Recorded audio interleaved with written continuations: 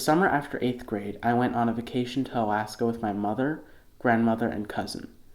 In my family, when you turn 14, our grandmother takes you on an adventure. It's a rite of passage. On this trip, I learned patience, to always work hard, and to push through all my problems. For my trip, we went camping in Denali, which is a national park in Alaska that is only accessible by seaplane. When the morning came to leave, we were surrounded by fog, and I could barely see 50 feet in front of me. No seaplane could land because of how foggy it was, so we were stuck there.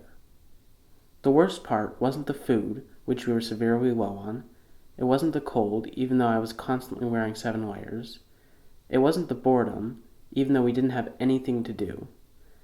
The worst thing was not knowing when we were going to be able to go home, or if we were going to be able to go home. It was on my 5th day there that I realized I had to persevere through whatever life threw at me. The fog did eventually clear, and I was able to go home, but the lesson stuck with me. Even though this experience taught me to persevere, I had yet to learn the balance of perseverance. The idea of perseverance has changed my life, but up until recently, I had only applied it to school. In elementary and middle school, I had a difficult time with school, especially English and math.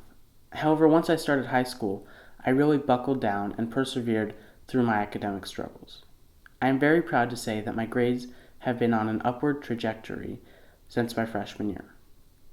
Perseverance helped me improve in my academics, but while I was improving in that area of my life, I lost sight of my physical health. In junior year, I made a New Year's resolution to get back into shape and pick up some hobbies that I can continue in college.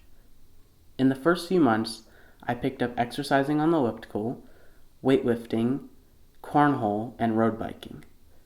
It was going great until we had to start sheltering in place due to the coronavirus. It got a lot harder to exercise after the shelter in place started because my weightlifting class was canceled, and it was honestly very depressing to be stuck inside all day. Although it was a challenge, I was able to keep on working out and improving my eating habits. Unfortunately, during these 3 months we had distance learning, I spent too much time on my physical fitness, and I stopped spending enough time on school.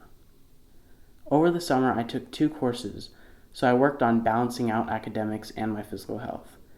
By the start of school, I had made an itinerary so that I could get at least 5 days of exercise and still have plenty of time for schoolwork. So even though I do believe in perseverance, it can't come at the expense of balance.